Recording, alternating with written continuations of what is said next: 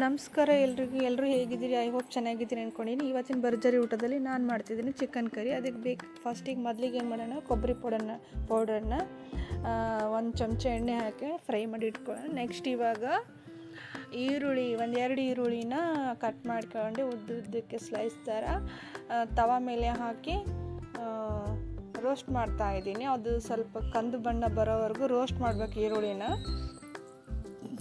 Roast ಮಾಡಬೇಕು, ಚೆನ್ನಾಗಿ smell ಬರುತ್ತೆ ಅದು.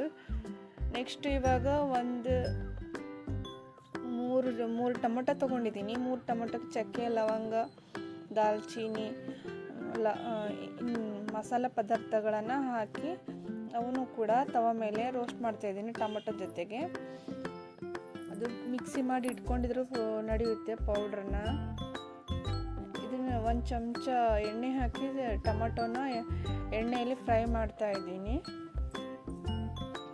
ಚೆನ್ನಾಗಿ ಹಸಿ ವಾಸನೆ ಎಲ್ಲ ಹೋಗಬೇಕು ಅದರದ್ದು ಟೊಮೊಟೊದು, ಅಲ್ಲಿವರೆಗೂ ರೋಸ್ಟ್ ಮಾಡ್ತಾ ಇರಬೇಕು. ಒಂದು 3 ನಿಮಿಷ ರೋಸ್ಟ್ ಮಾಡಿದ್ರೆ ಸಾಕು. ಟೊಮೊಟೊನ ಕಲಕ್ತಾ ಇರಿ, ಇಲ್ಲಾಂದರೆ ತಳ ಹಿಡಿಯುತ್ತೆ ಅದ್ರ ಟೊಮೊಟೊ.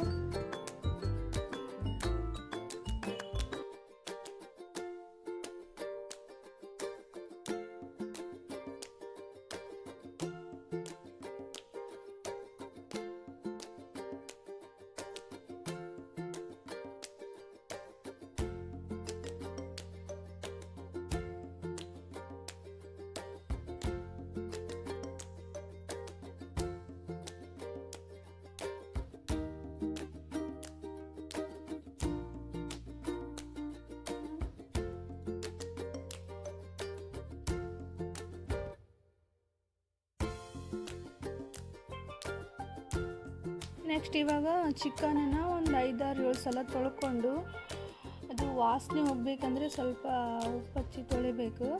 ಇದು ತೊಳ್ಕೊಂಡು ಒಂದು ಬಾಣಲೆಯಲ್ಲಿ ಹಾಕಿಟ್ಟಿದ್ದೀನಿ. ಒಂದು ಗ್ಲಾಸಷ್ಟು ನೀರು ಆ್ಯಡ್ ಮಾಡಿದ್ದೀನಿ. ಚಿಕನ್ನಲ್ಲಿ ಒಂದು ಸ್ವಲ್ಪ 1/4 ಸ್ಪೂನಷ್ಟು ಉಪ್ಪು ಹಾಕಿದ್ದೀನಿ. ಇವಾಗ ಇದು ಒಂದು 10 ನಿಮಿಷ ಬೇಯಬೇಕು ಚಿಕನ್ ನೀರಲ್ಲಿ. ಅಷ್ಟರೊಳಗೆ ಇದು ಮಸಾಲನ ರುಬ್ಕೊಂಡು ಬಿಡೋಣ. ಮಿಕ್ಸಿಗೆ ಹಾಕಿ ರೋಸ್ಟ್ ಮಾಡಿ ಇಟ್ಕೊಂಡಿರೋ ಕೊಬ್ಬರಿ ಪೌಡ್ರನ್ನ ಹಾಕ್ತಾಯಿದ್ದೀನಿ ಮಿಕ್ಸಿ ಜಾರ್ನಲ್ಲಿ.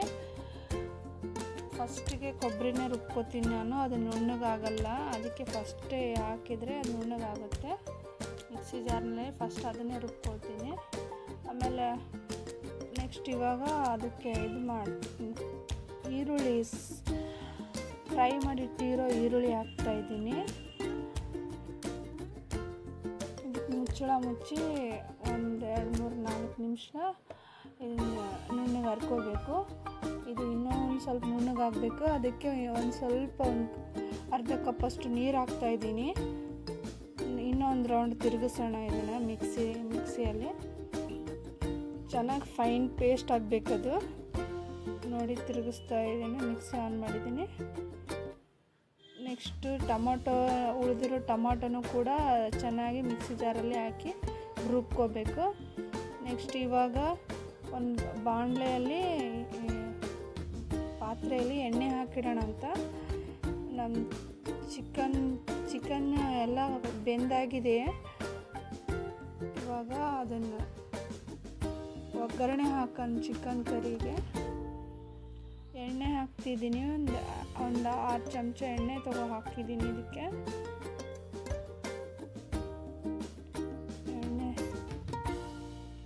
ಎಣ್ಣೆ ಕಾದ ನಂತರ ನೆಕ್ಸ್ಟ್ ಇವಾಗ ರುಬ್ಕೊಂಡಿರೋ ಮಸಾಲ, ಕೊಬ್ಬರಿ ಪೌಡ್ರು, ಟೊಮ್ಯಾಟೊ ಮತ್ತು ಈರುಳ್ಳಿ, ದಾಲ್ಚಿನ್ನಿ, ಏಲಕ್ಕಿ, ಲವಂಗ ಏನೆಲ್ಲ ಮಿಕ್ಸಿಯಲ್ಲಿ ಹಾಕ್ಕೊಂಡು ರುಬ್ಕೊಂಡಿದ್ದೀವಲ್ಲ, ಮತ್ತು ಕೊತ್ತಂಬರಿ ಎಲ್ಲ ಹಾಕಿ ರುಬ್ಬಿರೋದನ್ನು ಇವಾಗ ನೆಕ್ಸ್ಟ್ ಇದಕ್ಕೆ ಹಾಕ್ತಾಯಿದ್ದೀನಿ.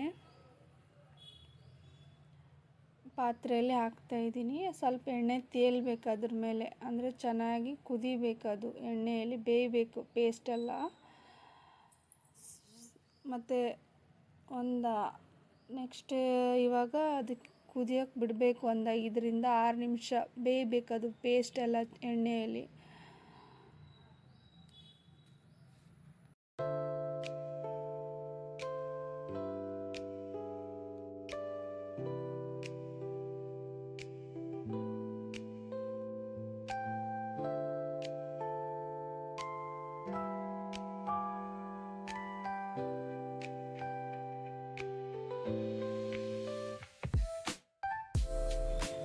ನೆಕ್ಸ್ಟ್ ಇವಾಗ 1/4 ಸ್ಪೂನಷ್ಟು ಅರಿಶಿನ ಆ್ಯಡ್ ಮಾಡ್ತಾಯಿದ್ದೀನಿ.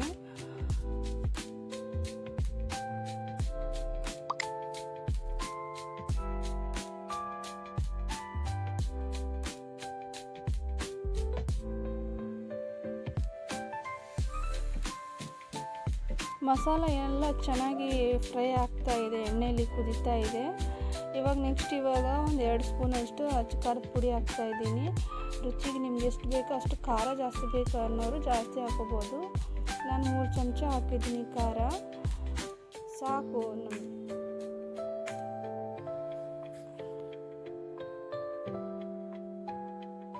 ಚಿಕನ್ ಕರಿ ಜಾಸ್ತಿ ಮಾಡ್ತಾ ಇರೋದ್ರಿಂದ ಖಾರನ 3 ಸ್ಪೂನ್ದಷ್ಟು ನಾನು ಹಾಕಿದ್ದೀನಿ ಪಾತ್ರೆಯಲ್ಲಿ.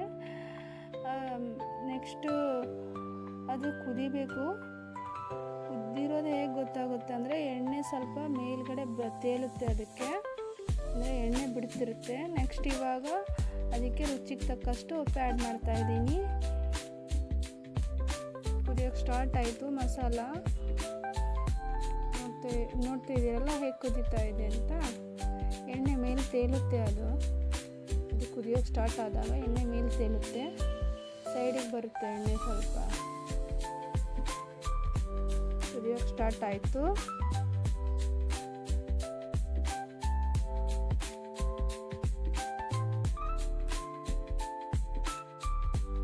ನೆಕ್ಸ್ಟ್ ಇವಾಗ ನಾನು 1 ಸ್ಪೂನಷ್ಟು ಚಿಕನ್ ಮಸಾಲ ಪೌಡ್ರನ್ನ ಹಾಕ್ತಾಯಿದ್ದೀನಿ. ಅದಕ್ಕೆ ಇದನ್ನು ಕೂಡ ಚೆನ್ನಾಗಿ ಮಿಕ್ಸ್ ಮಾಡ್ಕೋಬೇಕು.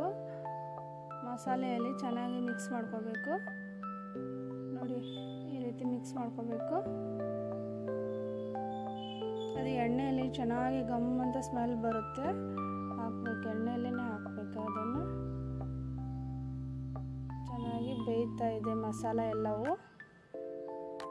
ಅದು ಮೇಲೆ ಮುಚ್ಚೋಣ 1 2-3 ನಿಮಿಷದಷ್ಟು. ಅದು ಸಿಡಿಯುತ್ತೆ, ಇಲ್ಲಾಂದ್ರೆ ಪಟ್ ಪಟ್ ಅಂತ.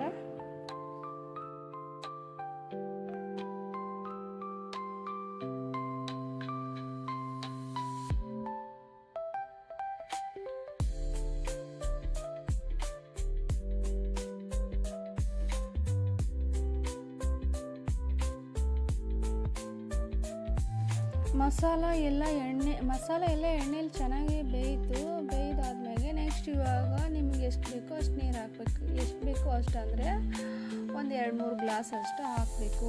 ನಿಮಗೆ ಕಡಿಮೆ ಬೇಕಾಗಿತ್ತಂದರೆ 1 ಗ್ಲಾಸ್ ಅಷ್ಟು ಹಾಕಬೇಕು. ನಮ್ಗೆ ಕರಿ ಸ್ವಲ್ಪ ಜಾಸ್ತಿನೇ ಬೇಕು, ಅದಕ್ಕೆ ನಾನು ಜಾಸ್ತಿನೇ 1-3-4 ಗ್ಲಾಸ್ ಅಷ್ಟು ನೀರು ಹಾಕಿದೆ. ಅದಕ್ಕೆ ಮಸಾಲ ಜಾಸ್ತಿ ಇದೆ, ಹೀಗಾಗಿ ನೀರು ಜಾಸ್ತಿ ಹಾಕ್ಕೊಂಡೆ. ಜಾಸ್ತಿ ಹಾಕಿದ್ರೆ ಭಾಳ ತಿಳಿಯಾಗುತ್ತೆ. ಅದು ನೋಡಿ ಹಾಕೋಬೇಕು ನೀರು. ಇವಾಗೇನು ಆಗ್ತಾ ಬಂತು ಚಿಕನ್ ಕರಿ. ನೆಕ್ಸ್ಟ್ ಇವಾಗ ಅದಕ್ಕೆ ಬೇಯಿಸಿಟ್ಕೊಂಡಿರ್ತೀವಲ್ಲ, ಒಂದು 7-8 ನಿಮಿಷದಷ್ಟು ಟೈಮಲ್ಲಿ ಚಿಕನ್ ಬೇಯಿಸಿಟ್ಕೊಂಡಿದ್ದೀವಲ್ಲ, ಅದು ಚಿಕನ್ನ ಇದರಲ್ಲಿ ಮಿಕ್ಸ್ ಮಾಡಬೇಕು. ನೋಡಿ, ಈ ರೀತಿ ಮಿಕ್ಸ್ ಮಾಡಬೇಕು. ಅದರಲ್ಲಿ ಸ್ವಲ್ಪ ನೀರು ಇರೋದ್ರಿಂದ ಜಾಸ್ತಿ ಆಗುತ್ತೆ ಇದು ಕರಿ. ಅಷ್ಟು ಬೇಯಿಸಿರೋ ಚಿಕನನ್ನು ಈ ಮಸಾಲೆ ಒಳಗೆ, ಕರಿ ಒಳಗೆ ಡಿಪ್ ಮಾಡ್ತಾ ಇದ್ದೀನಿ. ನೋಡಿ,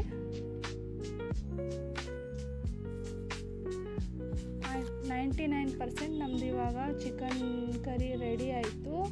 3-4 ನಿಮಿಷ ಇದು ಬೆಂದರೆ ಸಾಕು, ಕುದಿ ಬಂದರೆ ಸಾಕು. ಒಂದು ಕುದಿ ಬಂದರೆ ಸಾಕು. ಜಾಸ್ತಿ ಕುದಿಸಿದ್ರೆ ಕಿಚಡಿ ಆಗುತ್ತೆ. ನೋಡಿ, ನಮ್ಮದು ಚಿಕನ್ ಮಸಾಲ ಇವಾಗ ಚಿಕನ್ ಕರಿ ರೆಡಿ ಆಯಿತು. ಇದಕ್ಕೆ ಒಂದು ಸ್ವಲ್ಪ ಕೊತ್ತಂಬರಿ ಪುದೀನಾನ ನೀವು ಪೇಸ್ಟ್ ಮಾಡಿ ಹಾಕ್ಕೊಂಡ್ರೆ ನಡೆಯುತ್ತೆ, ಇಲ್ಲಾಂದರೆ ಹಾಗೆ ಕಟ್ ಮಾಡಿ ಇದ್ರ ಮೇಲ್ಗಡೆ ಹಾಕಬೇಕು. ಇದರಿಂದ ಸ್ಮೆಲ್ಲು ಕೂಡ ಚೆನ್ನಾಗಿರುತ್ತೆ ಚಿಕನ್ ಸಾಂಬಾರ್ದು. ನೋಡಿ, ಹಾಕ್ತಾಯಿದ್ದೀನಿ ಕೊತ್ತಂಬರಿ ಮತ್ತು ಪುದೀನಾನ. ನೋಡೋಕ್ಕೂ ಚೆನ್ನಾಗಿರುತ್ತೆ, ಇದು ತಿನ್ನೋಕ್ಕೂ ಚೆನ್ನಾಗಿರುತ್ತೆ. ನೋಡಿ, ಕುದೀತಾ ಇದೆ ಸಾಂಬಾರ್, ಚಿಕನ್ ಕರಿ. ನಮ್ಮ ಚಿಕನ್ ಸಾಂಬಾರ್ ಇವಾಗ ರೆಡಿ ಆಯಿತು. ಇಷ್ಟೊತ್ತು ನಮ್ಮ ವಿಡಿಯೋ ನೋಡಿದ್ದಕ್ಕೆ ಥ್ಯಾಂಕ್ ಯು ಒನ್ಸ್ ಅಗೇನ್. ಹೀಗೆ ಸಪೋರ್ಟ್ ಮಾಡ್ತಾ ಇರಿ. ನಮ್ಮ ಚಾನಲ್ನ ಯಾರೆಲ್ಲ ಸಬ್ಸ್ಕ್ರೈಬ್ ಮಾಡಿಲ್ಲೋ ಇನ್ನೂ ಸಬ್ಸ್ಕ್ರೈಬ್ ಮಾಡಿ, ಹಾಗೂ ಲೈಕ್ ಮಾಡೋದನ್ನು ಮರಿಬೇಡಿ, ಹಾಗೆ ಶೇರ್ ಮಾಡೋದನ್ನು ಕೂಡ ಮರಿಬೇಡಿ. Thank you.